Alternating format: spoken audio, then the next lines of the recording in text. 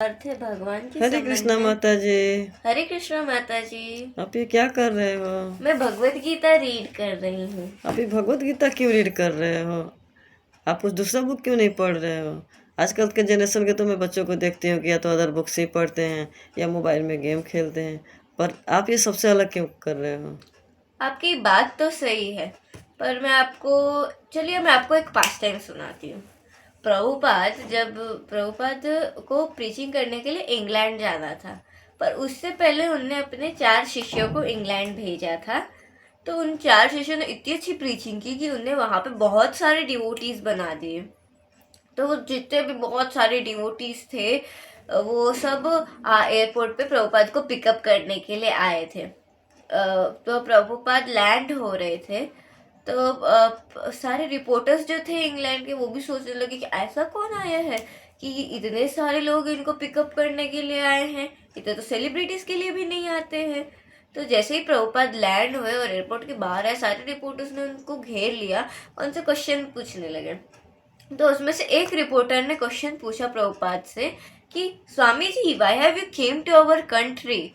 तो फिर प्रभुपाद स्माइल करते हुए शांति से जवाब देते हैं, यू ब्रिटिश पीपल, तुम लोगों ने हमारे देश में से सब कुछ चुरा लिया है, एक भी चीज नहीं छोड़ी, बट तुमने सबसे कीमती, सबसे अमूल्य एक चीज थी जो छोड़ दी थी, वो मैं आपको यहाँ देने आया हूँ।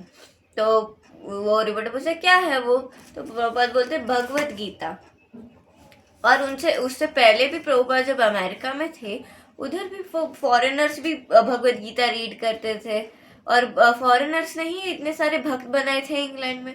तो जब फॉरेनर्स समझ सकते हैं और हमारे पास ये जो अमूल्य ज्ञान है वो अभी तक है, ऐसे तो हम लोग बोलते रहते हैं कि फॉरेनर ने हमारा ये कर लिया या फिर इंग्लैंड वालों ने, ब्रिटिशर्स ने हमारे देश में बहुत कुछ चुरा लिया। बट उनने एक चीज ये छोड़ी जो हमारी सबसे इम्पोर्टेंट चीज है, भगवत गीता, जो हमारे कल्चर की सबसे इम्पोर्टेंट चीज है। कई कई लोगों के घर में मैंने यूजुअली देखा है कि वो लोग क्या करते, भगवत गीता लाते हैं, बंद करते हैं, लाल कपड़े में लपेट के उसे रख देते हैं। बट हमें इसको लाल कपड़े में लपेट के रखना नहीं है कॉर्नर में अपने घर में, उस ड्रॉवर में से निकालना है, उसे रीड करना है। हाँ, आपके पास टाइम नहीं है, चलेगा, आप डेली 1 श्लोका पढ़े। एक श्लोक पढ़ने में 10 मिनट्स लगते हैं। आप उतना भी पढ़िएगा तो ये एक कंट्रीब्यूशन देगा, आपको पता चलेगा आपके कल्चर के बारे में, भगवत गीता के बारे में। कई कई लोगों को तो इवन ये भी नहीं पता होता आजकल की भगवत गीता में कितने श्लोक हैं। वो सब आजकल कोई बताता ही नहीं है। हम लोग ज़्यादा वेस्टर्न कल्चर को वो बढ़ावा देते हैं। फॉरेनर्स जो क्लब पार्टिंग इन सब में बिलीव करते थे।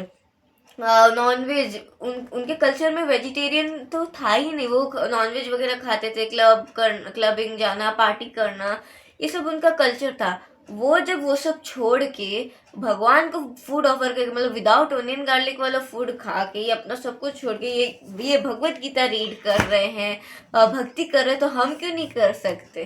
तो हमें भी ये सब करना चाहिए। आप समझ गई माता जी? हाँ, मैं समझ गई। हरे कृष्णा। हरे कृष्ण।